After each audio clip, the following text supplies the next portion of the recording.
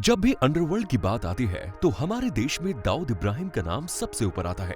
लेकिन आज जिस शख्स की कहानी हम आपके सामने लेकर आए हैं वो अपनी पीढ़ी का चौथा व्यक्ति था जिसने अपराध की दुनिया पर अपनी हुकूमत को बरकरार रखा। साल 1950 से जिनके खानदान के बाप, दादा और परदादा भी अपराध जगत पर अपनी हुकूमत का सिक्का चलाते आए हैं, वो व्यक्ति जिसने दाऊद इब्राहिम जैसे खतरनाक क्रिमिनल को अपने कंट्रोल में रखा और केवल दाऊद को नहीं बल्कि दाऊद के साथ साथ उसकी पूरी डी कंपनी को यानी उसके पूरे क्राइम सिंडिकेट को अपने कंट्रोल में रखा। अपने दौर के सबसे हैंडसम पुरुषों में गिना जाने वाला वो व्यक्ति अपने साथ हमेशा 30 हथियार बंद बॉडीगार्ड रखता था। सोचिए वो व्यक्ति अगर किसी समारोह में आसानी से मार दिया जाए तो इसके पीछे की कहानी क्या होगी। आज के वीडियो में आइए जानते हैं इस व्यक्ति की ही पूरी कहानी। ये घटना हमारे पड़ोसी देश पाकिस्तान की है जहां उस समय चुनाव का माहौल चल रहा था और ये बात आप अच्छी तरह से जानते हैं कि जब देश में चुनाव होते हैं तो मीडिया के पास केवल एक ही सबसे बड़ा काम होता है और वो होता है चुनाव की कवरेज से रिलेटेड खबरें चलाना।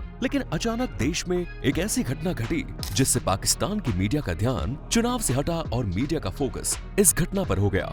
दरअसल मौका था 18 फरवरी 2024 की रात लाहौर चौन में डॉन फैमिली के वारिस और सुपर डॉन कहे जाने वाले आमिर ट्रंकावाला के सबसे खास दोस्त हमजा की बहन की शादी का।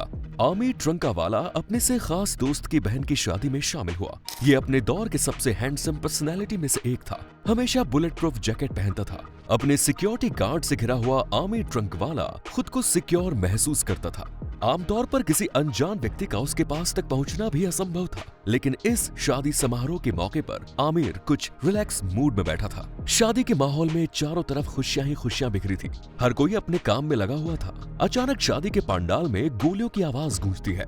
किसी को अचानक ये समझ में नहीं आया कि आखिर ये हो क्या रहा है। दरअसल उस समय तमाम मेहमान आ चुके थे और बारात भी आ चुकी थी। खाने पीने का दौर चल रहा था। आमिर ट्रंकावाला अपने वीआईपी फ्रेंड्स और भाइयों के साथ एक टेबल पर बैठा था। उसके चारों तरफ सिक्योरिटी टाइट थी। उसकी सुरक्षा करने वाले सभी गार्ड ऑटोमेटिक वेपन लेकर किसी भी सिचुएशन से निपटने, उसे कंट्रोल करने और हर कीमत पर अपने डॉन की जान बचाने के लिए रेडी थे।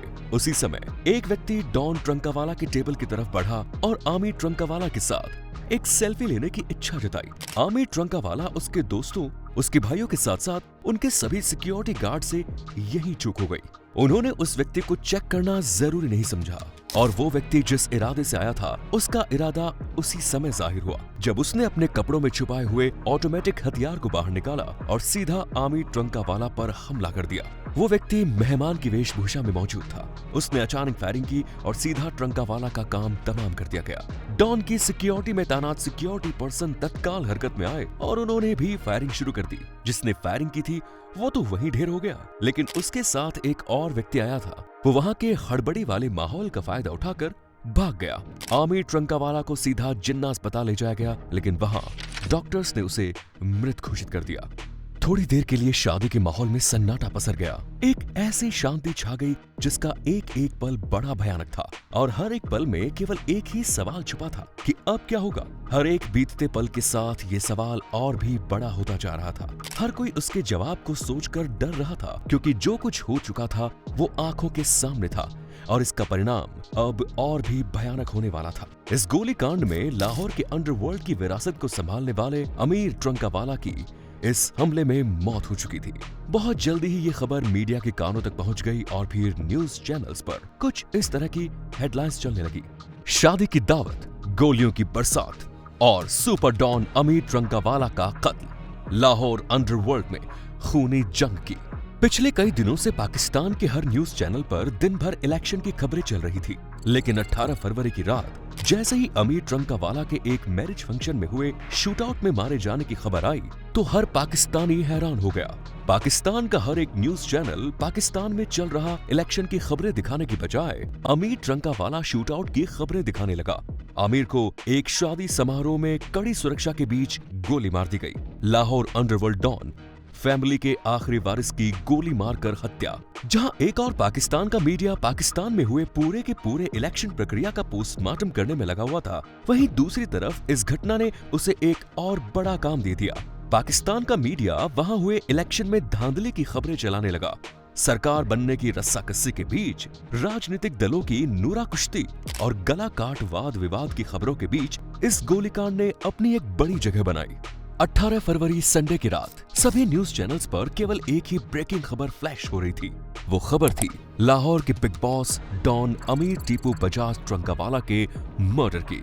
एक शादी समारोह में हुए इस कांड ने सभी को हिला कर रख दिया। इसके दादा बिल्ला ट्रंकावाला कभी लाहौर के किंग कहे जाते थे, यानी बिल्ला ट्रंकावाला के पोते अमीर की मौत के बाद ये उस खानदान के चौथे वारिस की हत्या थी और इसी के साथ ही पाकिस्तान स्थित लाहौर के पूरे अंडरवर्ल्ड में मातम पसर गया। अब हर चैनल पर अमीर की मौत की खबर ही ब्रेकिंग न्यूज थी। लोगों ने अमीर का व्हाट्सएप स्टेटस चेक किया तो हैरान रह गए। अपनी मौत से कुछ दिन पहले उसने अपने व्हाट्सएप स्टेटस पर कुछ ऐसा लिखा था जो लोगों के लिए हैरानी की वजह बन रहा था। ऐसा लगता था कि जैसे उसे अपनी मौत का एहसास पहले से ही हो गया था और उसने वही बात अपने व्हाट्सएप स्टेटस में लिखी। आमिर ने अपने स्टेटस में जो लिखा था वो कुछ इस प्रकार है। आगे एक अरबी में आयत लिखी है कि ए खुदा, जब तक जिंदगी मेरे लिए बेहतर है मुझे जिंदा रख, और जब मौत मेरे लिए बेहतर हो तो मुझको उठा ले। ये आखिरी वो लोगों के मन में यही सवाल उठ रहा था कि आखिर उसने इस तरह की लाइन व्हाट्सएप स्टेटस पर लिखकर क्यों डाली। आपको क्या लगता है दोस्तों, क्या सचमुच आमिर को अपने साथ होने वाली घटना के बारे में एहसास हो गया था? इस सवाल का जवाब आप हमें कमेंट्स में जरूर लिखकर बताएं। एक वक्त था दोस्तों जब भारत में अपराध की दुनिया में सक्रिय हर गैंग किसी तरह मुंबई पर अपना कब्जा करना चाहता था। मुंबई शहर पर राज करना चाहता था ताकि वो अपनी तमाम आपराधिक गतिविधियों को संचालित कर सके। ठीक उसी प्रकार पाकिस्तान में लाहौर शहर पर कब्जे की लड़ाई चलती है। पाकिस्तानी अंडरवर्ल्ड का हेडक्वार्टर लाहौर है और वहाँ सक्रिय गैंग लाहौर को ही अपने कब्जे में करना चाहते हैं।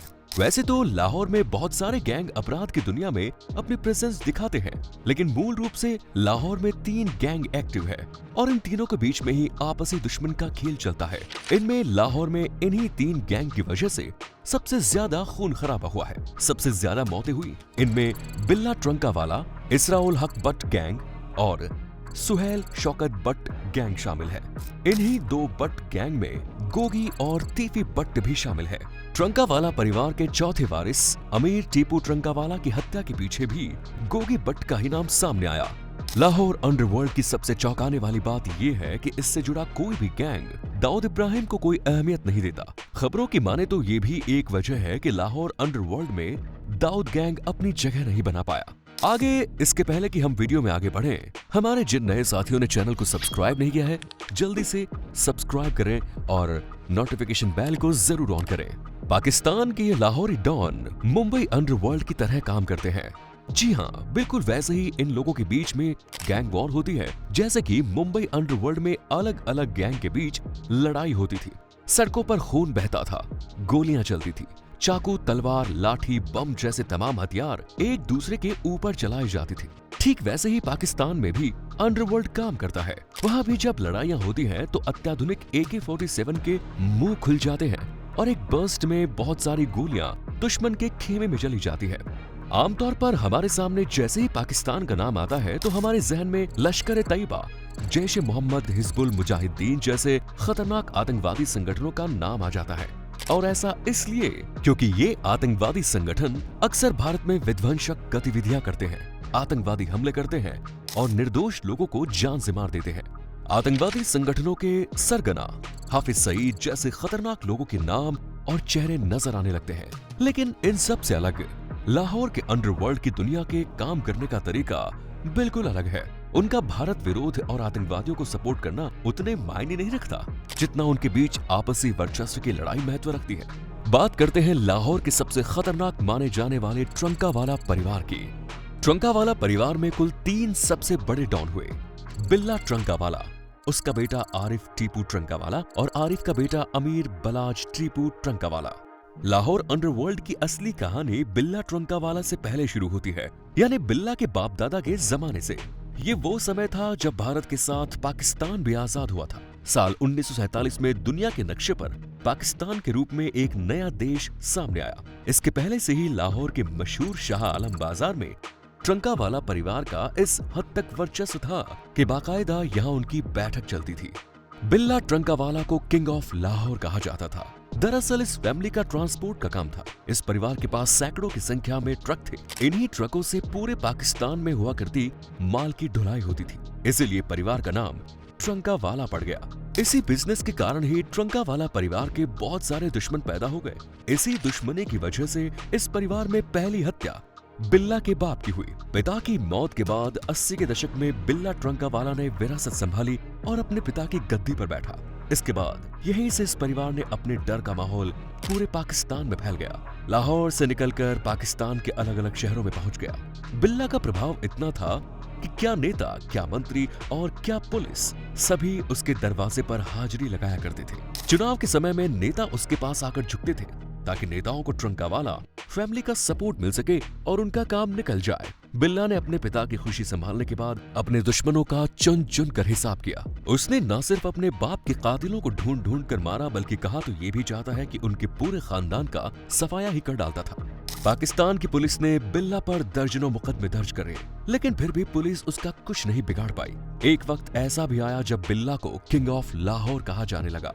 लेकिन वक्त की हुकूमत के आगे हर कोई तभी तक बादशाह बनकर रह सकता है जब तक कि वक्त उसके साथ है। जहां वक्त ने अपनी चाल बदली, वहां बादशाह की हालत किसी भिखारी से भी बदतर हो जाती है। एक वक्त वो भी आया जब बिल्ला का टाइम खत्म हो गया। 1994 की बात है। एक दिन बिल्ला सुबह सुबह अपने घर के बाहर बैठा था, तभी हथियारों से लैस कई हमलावर उसके घर के दरवाजे पर पहुंच गए। इसके पहले कि बिल्ला कुछ समझ पाता और अपने बचाव का कुछ उपाय कर पाता, हमलावरों ने ताबड़तोड़ फायरिंग शुरू की और उसे उसके घर के दरवाजे पर ही ढेर करके वहां से चले गए। अब बाप की तरह बिल्ला भी मारा जा चुका था। जिस तरह बिल्ला अपने बाप के इकलौता बेटा था, उसी तरह बिल्ला का एक ही बेटा था जिसका पूरा नाम आरिफ टीपू बजाज ट्रंकावाला था। बाप की मौत के बाद अब आरिफ ट्रंकावाला ने विरासत संभाली। कहते हैं कि बिल्ला की दहशत को उसने पूरे लाहौर में और भी भयानक लेवल पर ला दिया। बाप की तरह ही आरिफ ने भी चुन चुन कर अपने बाप के कातिलों को मौत की घाट उतार दिया। आरिफ के बदले की आग से केवल वही दुश्मन बच सके जिन्होंने समय रहते पाकिस्तान छोड़ दिया और विदेश में जाकर बस गए। उसने पाकिस्तान में अपने किसी भी दुश्मन को जिंदा नहीं रहने दिया। दुश्मन आरिफ ट्रंकावाला के नाम से ही कांपते थे।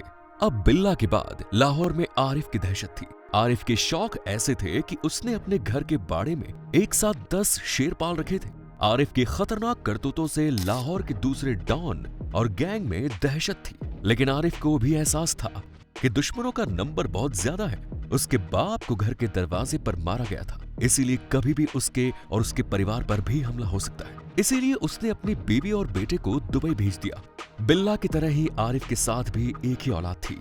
उसका नाम आमिर टीपू बजाज ट्रंकावाला था। आमिर ने दुबई में ही स्टडी की थी। फर्राटेदार अंग्रेजी बोलने वाला आमिर ने दुबई के ही कॉलेज से ग्रेजुएशन कंप्लीट की। उसका इरादा दुबई में ही बस जाने का था। उसके पिता आरिफ भी यही चाहते थे कि आमिर लाहौर की इस काली दुनिया और उसके खतरनाक काम से दूर ही रहे। लेकिन फिर भी फरवरी 2010 में आरिफ ट्रंकावाला अपने बेटे आमिर और बीवी से मिलने के लिए दुबई पहुंच गया। अपने बीवी बच्चे से मिलने के बाद वो वापस रवाना हुआ। दुबई से वापस लाहौर लौटने पर जैसे ही वो लाहौर एयरपोर्ट की पार्किंग में पहुंचा, तभी अचानक उस पर ताबड़तोड़ गोलियां बरसने लगी।